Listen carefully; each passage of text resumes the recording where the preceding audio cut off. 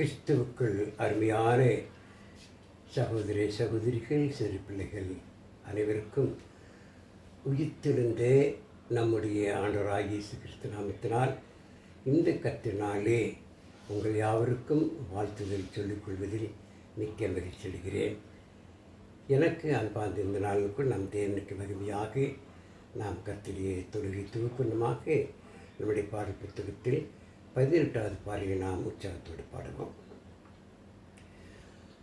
ஆத்துமனே என் முழு உள்ளமே உன்னாண்டவரே தொழுதேத்து இந்நாள் வரை அன்பு வைத்தாதரித்தே உன்னாண்டவரே தொழுதேத்து போற்றிடுவானோர் பூதளத்துள்ளோர் சாற்றுதற்கரிய தன்மையுள்ளே போற்றிடுவானோர் பூதளத்துள்ளோர் சாற்றுதற்கரிய தன்மையுள்ளே ஆத்துமமே என் முழு உள்ளமே உன்னாண்டவரை தொழுதேத்து இந்நாள் வரை அன்பு வைத்தாதரித்தே உன்னாண்டவரே தொழுதேத்து தலைமுறை தலைமுறை தாங்கும் விடோதே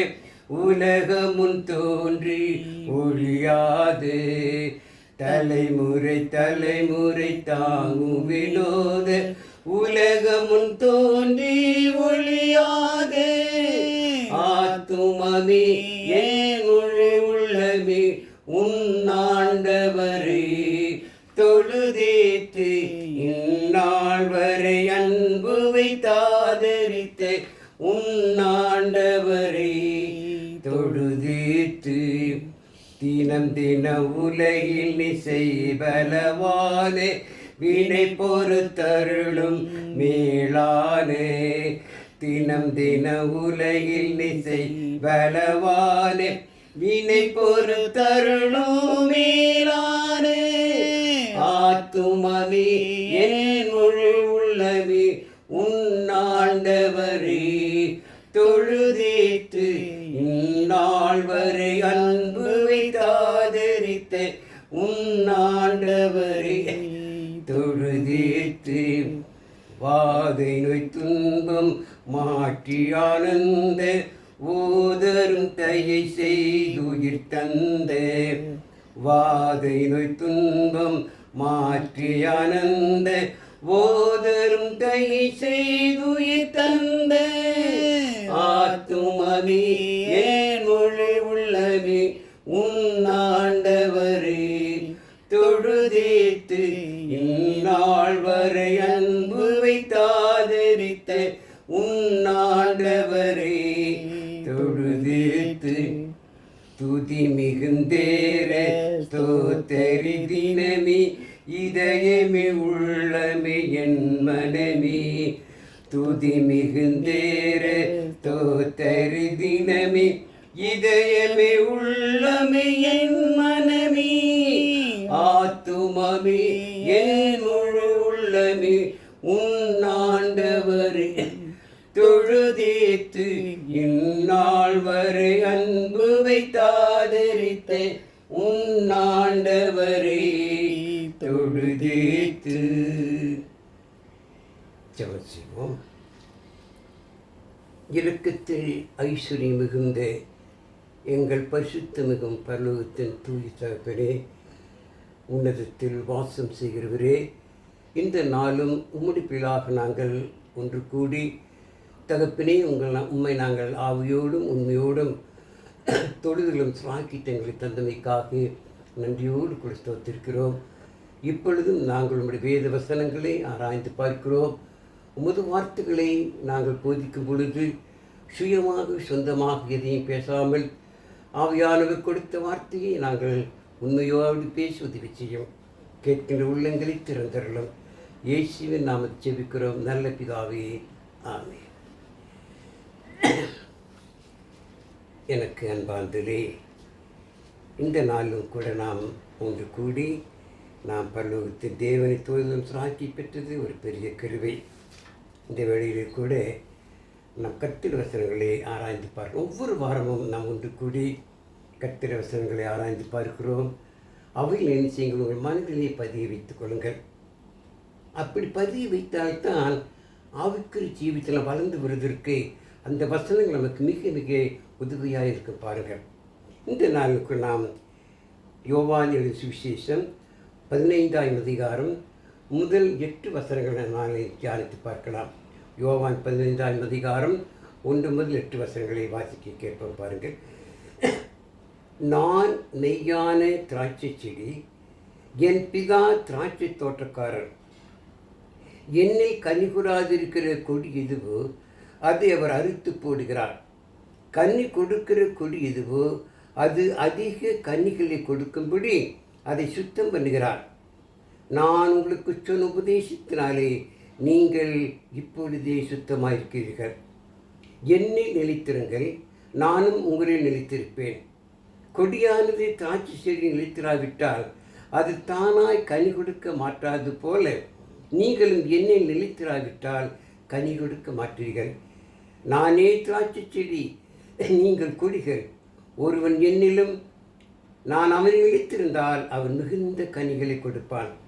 என்னை அல்லாமல் உங்களால் ஒன்றும் செய்யக்கூடாது. ஒருவன் என்னை நிலைத்திராவிட்டால் வெளியே எரியுண்ட கொடியைப் போல் அவன் எரியுண்டு உலர்ந்து போவான். அப்படிப்பட்டவை சேர்த்து அக்கினியிலே போடுகிறார்கள், அவைகள் எரிந்து போம். நீங்கள் என்னிலும் என் வார்த்தைகள் உங்களிலும் நிலைத்திருந்தால் நீங்கள் கேட்டுக்கொள்வது எதுவோ அது உங்களுக்கு செய்யப்படும். நீங்கள் மிகுந்த கன்னிகளை கொடுப்பதனால் என் பிதா மகிமைப்படுவார், எனக்கும் சிஷ்யராயிருப்பீர்கள். ஆம், எனக்கு அன்பார்ந்தே வாசிக்கப்பட்டிருந்த பகுதி எதிர்காலத்திலே ஆண்டவராகிய இயேசு கிறிஸ்து தம் சொந்த ரத்தத்தினால் சம்பாதித்த அந்த சபையை நினைவு கூறக்கூடியதாக இந்த பகுதியானது அமைந்திருக்கிறது பாருங்கள். நாம் கிறிஸ்துவுக்கு பிறந்தது உண்மையானால் இயேசு கிறிஸ்துவோடு கூட இணைந்திருப்பது எவ்வளவு முக்கியம் என்பதை தர்மியான வேத பகுதி நமக்கு என்ன செய்கிறது, நினைப்பூட்டுகிறது பாருங்கள். இந்த இடத்திலே நான் மெய்யான திராட்சை செடி, என் பிதா திராட்சை தோட்டக்காரர். சபை ஒரு திராட்சை தோட்டத்துக்கு ஒப்பாக அமைந்திருக்கிறது பாருங்கள். ஆம், அந்த திராட்சை தோட்டத்திலே நாம் செடிகளாக கனிதர கொடிகளாக நாம் இருக்க வேண்டும். அந்த திராட்சை செடி, அந்த திராட்சை செடியானது ஆண்டவராகிய இயேசு கிறிஸ்துவாக இருக்கிறார் பாருங்கள். இதை பாருங்கள், சபைக்கு பிறந்த பிற்பாடு சபையை குறித்து பவுல் கூறும் பொழுது பாருங்கள், 1 கொரிந்தியர் 12ஆம் அதிகாரத்தில் நாம் வாசிக்கலாம். 27ஆம் வசனத்தை வாசிக்கலாம். நீங்களே கிறிஸ்துவின் சரீரமாயும் தனித்தனியே அவயவங்களாயும் இருக்கலாம். இயேசு கிறிஸ்து சரீரமாக இருக்கிறார். அப்படியானால் சரீரத்திலே அவர் தலையாக இருக்கிறார் பாருங்கள். நாம் இயேசு கிறிஸ்துவின் தலையில் இணைக்கப்பட்ட அவயவங்களாக இருக்கிறோம் பாருங்கள். ஆகவே இயேசு கிறிஸ்து நமக்கெல்லாம் ஒரு மூத்த சகோதரராக, பரலோகத்தில் பிரதான ஆசாரியராக, நம்ம எல்லோருக்காகவும் அவர் பிதாவிடத்தில் பரிந்து பேசக்கூடியவராக இருக்கிறார் பாருங்கள். ஆகவேதான் கிறிஸ்துவுக்கு பிறந்த நாம் எப்படி இருக்க வேண்டும் என்பதை நினைவு கூறும்படியாக யோவான் ஆண்டவராகிய இயேசு கிறிஸ்து சொன்னது போல பரிசுத்த அங்கேயும் பற்றி எழுதியிருக்கிறார் பாருங்கள். ஆண்டவர் சொன்னார், நான் மெய்யான திராட்சை செடி. மெய்யான என்றால் உண்மையான, சத்தியமான மெய்யான திராட்சை செடி, என் பிதா திராட்சை தோட்டம். பரலோகத்து தேவன் அந்த திராட்சை தோட்டத்துக்கு சொந்தக்காராக இருக்கிறார். அந்த திராட்சை தோட்டத்தில் நாம் எல்லாரும் ஆண்டவராகிய இயேசு கிறிஸ்துவாக இந்த திராட்சை செடியிலே கொடிகளாக என்ன செய்கிறோம், இணைந்திருக்கிறோம். அப்படி கொடிகளாக இணைந்திருக்கிற நாம் இயேசு கிறிஸ்துவுக்கு இருக்கக்கூடிய அந்த குணாதிசயங்கள், அந்த திராட்சை செடிக்கு இருக்கக்கூடிய அந்த குணாதிசயங்கள் அந்த கொடிகளுக்கும் இருப்பது போல நாம் இயேசு கிறிஸ்துவின் குணாதிசயங்கள் பெற்ற மக்களாக இருக்கிறோம் பாருங்கள். இதில் பார்க்கும்போது பாருங்கள், என்னில் கனி கொடாதிருக்கிற கொடி எதுவோ அதை அவர் அறுத்து போடுகிறார். கனி கொடுக்கிற கொடி எதுவோ அதை அதிக கனிகளை கொடுக்கும்படி அதை சுத்தமாம். பர்வத்தின் தேவனுக்கு உரிமை உண்டு, அதிகாரம் உண்டு. கனி கொடாத மரத்தை, கனி கொடாத கொடியை அவரால் அறுத்து போட முடியும். அறுத்து போட உண்மைதான்.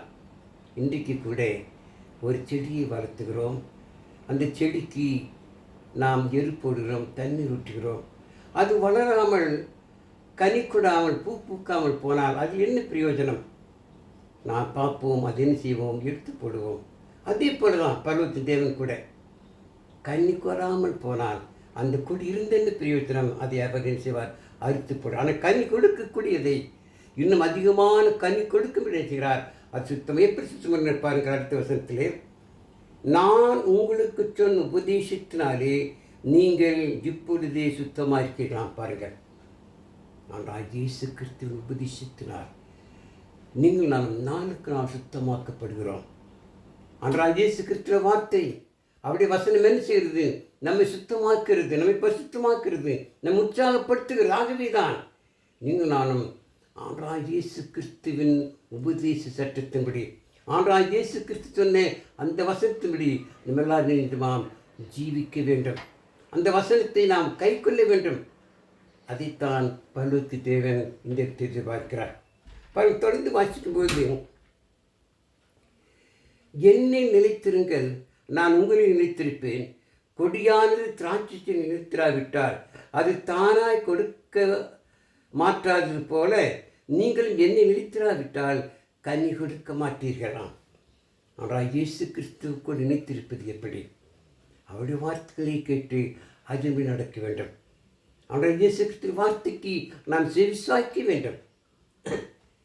சங்கீதக்காரர் தாவீது சொல்வது பாருங்கள், சங்கீதம் 119 அதிகாரத்தில் 10வது வசனத்தை வாசிக்கலாம். பாருங்கள்,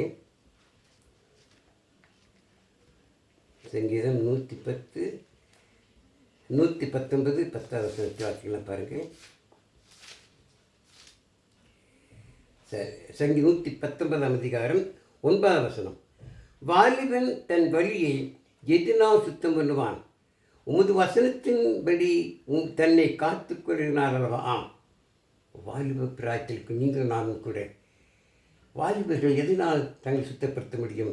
கர்த்தருடைய வசனத்தின். அதனால்தான் ஒவ்வொரு வாரமும் தவறாமல் செல்லுமாம் கர்த்தர் தொழிலில் பங்கு பெற வேண்டும். அங்கு பிரசிக்கின்ற, அங்கு போதிக்கின்ற வசனங்களை கேட்க வேண்டும்.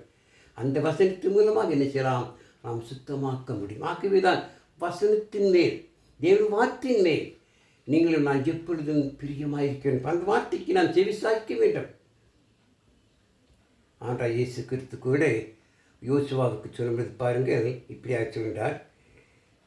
பர்வத்தின் தேவன் யோசுவாவோடு பேசும் பொழுது பாருங்கள், யோசுவா 1ஆம் அதிகாரம்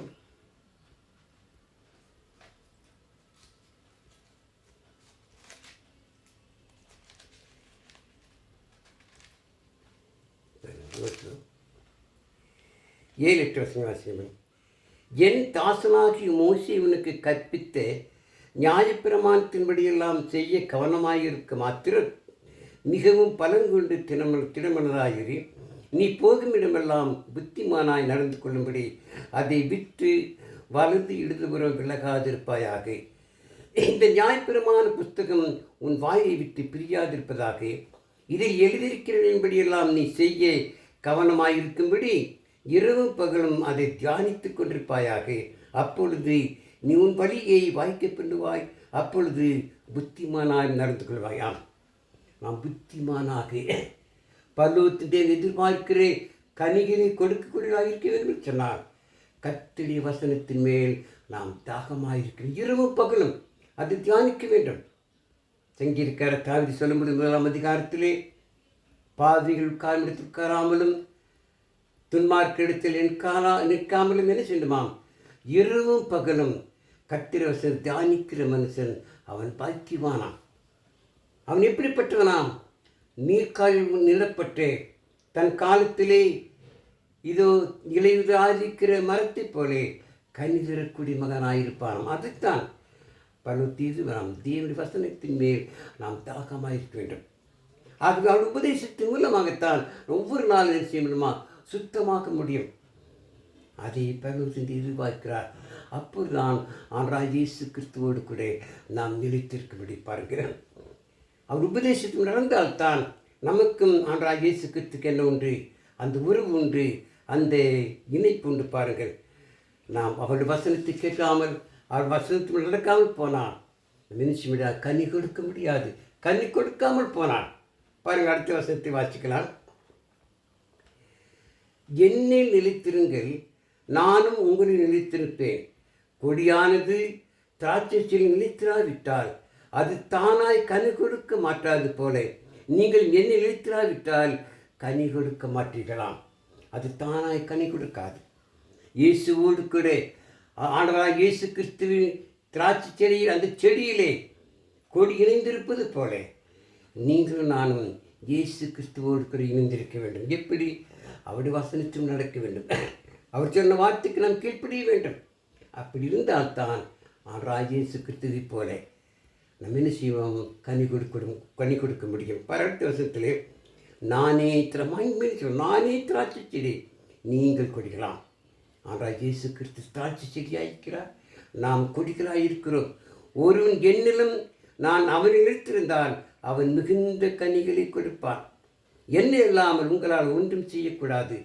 ஒரு எண்ணெய் நிலைத்திராவிட்டால் வெளியே எரியுண்ட கொடியைப் போல அவன் எரியுண்டு உலர்ந்து போவான்.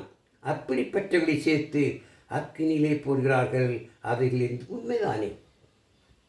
அந்த கொடி கனி கொடாமல் போனார்.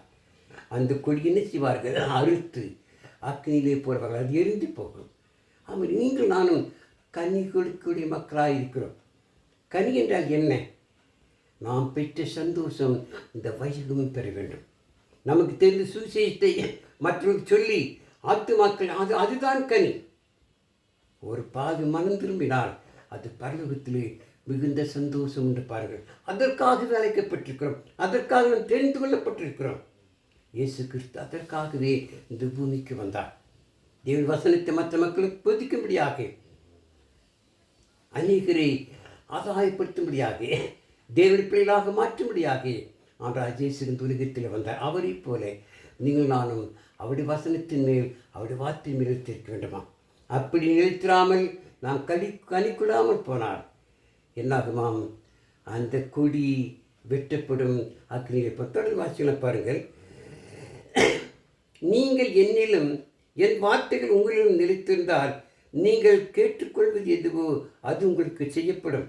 நீங்கள் மிகுந்த கனிகளை கொடுப்பதனால் என் பிதா மகிமைப்படுவார், எனக்கும் சீசராம். நம்முடைய பிதா பரலோகத்தின் தேவன், நம்மை நேசிக்கிற தேவன் மகிமைப்பட வேண்டும் என்றால் அன்பாந்தலி நீங்களும் நானும் கனி கொடுக்கூடிய மக்களாக இருக்கிறோம். எதுவும் வந்தோம் போனோம் இருக்கக்கூடாது. இன்றைக்கு நாம் கிறிஸ்துவுக்கு பிறந்து ஆண்டுகள் பல கடந்து போய்விட்டது.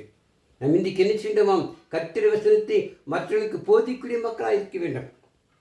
ஆத்துமாக்களை ஆதாயப்படுத்தக்கூடிய மக்களாக இருக்க வேண்டும். நாம் கனி தரக்கூடிய மக்களாக இருக்க வேண்டுமா? மத்தேயு 3ஆம் அதிகாரம் 10ஆம் வசனத்தை வாசிக்கப்படுவது, கோடாரியானது மரத்தின் வேரிலே வைக்கப்பட்டிருக்கிறது. ஆகவே அந்த மரம் கனி கொடுத்தால் சரி, கனி கொடுக்காமல் போனால் அது விட்டுண்டு அக்கினிலே போடப்படுமாம். ஆம், நாளைக்கு நியாய தீர்ப்பிலே ஆண்டவராகிய இயேசுக்கு நாம் விசாரிக்கத்தான் போகிறார்.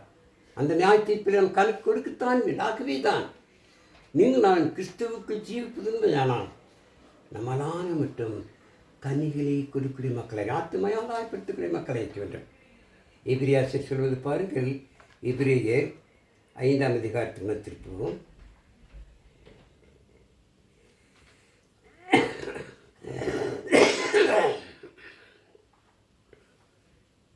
பன்னிரெண்டு 13 14 வச்சுக்கலாம். பாருங்கள், காலத்தை பார்த்தால் போதலாயிருக்க வேண்டிய உங்களுக்கு தேவனுடைய வாழ்க்கையின் மூல உபதேசங்களை மறுபடி உபதேசிக்க வேண்டியிருக்கிறது.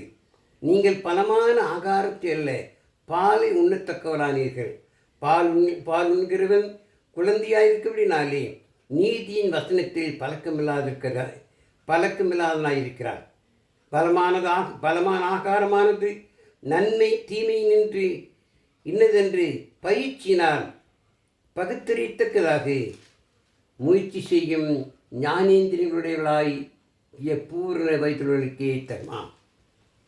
காலத்தை பார்த்து அன்றைக்கு நீங்கள் நானும் அநேக ஆண்டுகள் கிறிஸ்துவுக்குள் பிறந்து அநேக ஆண்டுகள் கலங்கி விட்டது. நாம் ஒவ்வொரு போதனாக இருக்க வேண்டும். அதாவது ஆத்துமாக்களை ஆதாயப்படுத்தக்கூடிய கனிதரக்கூடிய மக்களாக இருக்க வேண்டும். ஆனால் இன்னும் குழந்தைகளை போலவே ஜீவித்தார் என்ன பிரயோஜனம் பாருங்கள். இன்னும் பால் உண்கிற குழந்தைகளை போல் இருந்தார். அது எவ்வளோ பெரிய வேதனை, எவ்வளோ பெரிய துக்கம். அப்படி இருக்கக்கூடாது. நாம் கனிதரக்கூடிய மக்கள் இருக்கிறோம்னு சொன்னால் ஆனால் இயேசு கிறிஸ்துவோடு கூட நிலைத்திருக்கிறது. எப்படி நிலைத்திருப்பது? அவருடைய வசனத்தை கேட்பதன் மூலமாக, அவருடைய வார்த்தையை கேட்டு அது நடப்பதன் மூலமாக. அது நீங்கள் நான் இருந்தேன். இந்த அருமையான பகுதி நம்மை உற்சாகப்படுத்தக்கூடியதாக இருக்கிறது. பாருங்கள், நம்மை தட்டி எழுப்பக்கூடியதாக இருக்கிறது. ஆனால் இயேசு கிறிஸ்து திராட்சை செடியாக இருக்கிறாரா? அந்த திராட்சை செடியிலே நீங்கள் நானும் கொடிகளாக இருக்கிறோம். ஆனால் இயேசு கிறிஸ்து எப்படியோ அப்படியே நீங்கள் நானும் வாழ வேண்டும், ஜீவிக்க வேண்டும். இயேசு கிறிஸ்து உலகத்தில் வந்து அவர் தேவனுக்குமான் நிரூபிப்பதற்காக அநேக அற்புதங்களை செய்து அவர் நிரூபித்து காண்பித்து அவர் வசனத்தை மக்களுக்கு போதித்தார். அப்போஸ்தலருக்கு அதை கட்டளையாக கொடுத்தார். நீங்கள் நான் உங்களுக்கு உபதேசித்தது என்ன செய்யுங்கள், மற்றவர்களுக்கு உபதேசம் பண்ணுங்கள். இந்த சுவிசேஷத்தை மற்றவர்களுக்கு சொல்லுங்கள் என்று சொல்லி பிரதான கட்டளையாக அப்போ செய்தார்கள். அதே பரிமாறி நீங்கள் நானும் ஆத்துமாக்களை ஆதாயப்படுத்தக்கூடிய மக்களாக கனிதரக்கூடிய மக்களாக இந்த உலகத்தில் வாழ வேண்டும். பரிசுத்தராஜன் விரும்புகிறார். கனிதரை கொடுக்கக்கூடிய மக்களாக இருக்க வேண்டும் என்றால் நாம் தவறாமல் வாரத்து முதல் நாள் தோறும் கர்த்தர் தொழிலே பங்கு பெற வேண்டும். நன்கு பாட வேண்டும், ஜெபிக்க வேண்டும். கர்த்தருடைய வசனத்தை செய்யணுமாம் ஆராய்ந்து பார்க்க தியானிக்க வேண்டும், அதை கவனிக்க வேண்டும். கர்த்தருடைய வசனத்தை கேட்டு அது நடந்து நாம் தேவனை பிரியமான மக்களாய் வாழ வேண்டும். அப்பொழுதுதான் அந்த பரலோகத்து தேவனை செய்வாராம் மகிமைப்படுவார். பாருங்கள், நீங்கள் நானும் தேவனை சிருஷ்டிக்கப்பட்ட நோக்கமே நம் மூலமாக தேவன் மகிமைப்பட வேண்டும். அதோடு கூட ஆனால் இயேசு கிறிஸ்துவுக்கும் சீஷராயிருக்கும். எப்படி சீஷராயிருப்பது? இயேசு கிறிஸ்துவின் உபதேச சட்டம் நடந்தால்தான் அவருக்கு நாம் சீஷராயிருக்க வேண்டும். ஆனால் இயேசு கிறிஸ்து திராட்சை செடியாக இருக்கிறார். அந்த திராட்சைக்கு நீங்கள் நான் என்ன செய்யணும்? கொடிகளாக இருக்கிறோம். ஆனால் இயேசு கிறிஸ்துவின் அந்த குணாதிசயங்கள் நம் ஒவ்வொருவருக்கும் இருக்குது. அப்பொழுதுதான் நாம் நல்ல கனிகளை கொடுக்க முடியும். அப்பொழுதுதான் இந்த பல தேவனுக்கு நாம் என்ன செய்யலாம்? மகிமைப்படுத்தக்கூடிய மக்களாகி பிரியமான மக்களாக ஆக வருமானே. தர்மையான வேளையிலே இந்த திராட்சை தோற்றம் என்பது சபையை குறிக்கிறது. அந்த சபையில் நாம் எல்லாரும் இயேசு கிறிஸ்து சரீரத்திலே அவயங்களாக இருக்கிறோம். பாருங்கள், அது இயேசு கிறிஸ்துவுக்கு இருக்கக்கூடிய அந்த குணாதிசயங்கள், அந்த பண்பு நம் ஒவ்வொருவருக்கும் இருக்குது. அப்பொழுதுதான் நாம் பருவத்தின் தேவனுக்கு சொந்தமான பிள்ளாக இருக்க முடியும். அதற்கு என்ன செய்யணும்? நம்ம நானும் மட்டும் கனிகளை கொடுக்க வேண்டும். தவறாமல் சபையில் வந்து கலந்து கொள்ள வேண்டும். பாருங்கள், எபிரேயர் சொல்லும்போது 10ஆம் அதிகாரத்துக்கு திருப்புவோம்.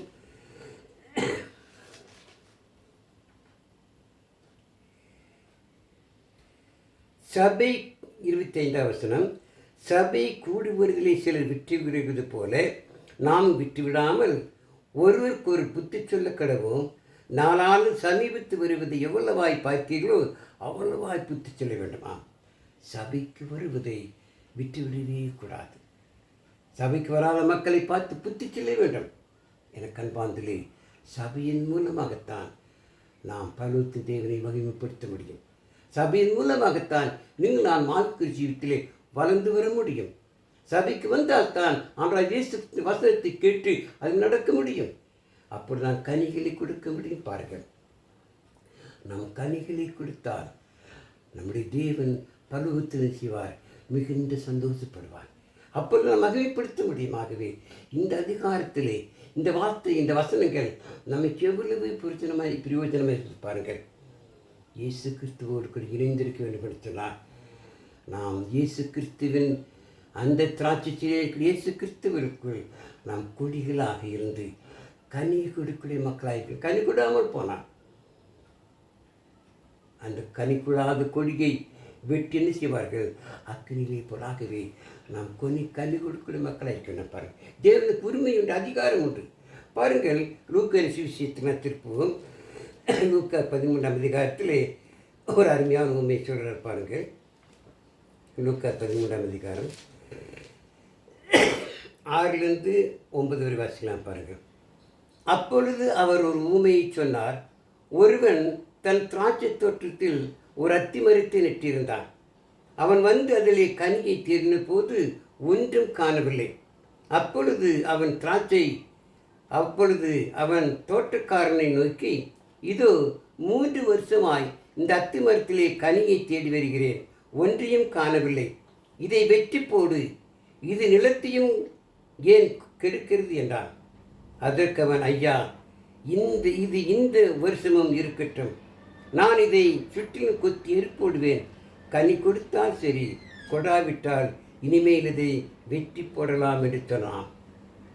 பல்லூத்து தேவன் திராட்சை தோட்டத்துக்கு சொந்தக்காரர் இருக்கிறார். அந்த திராட்சை செடியிலே ஆண்டவராகிய இயேசு கிறிஸ்து நமக்காக பரிந்து பேசக்கூடியவராக இருக்கிறார், வேலைக்காரராக இருக்கிறார். ஆம், நமக்காக அவர் பரிந்து பேசுகிறார்.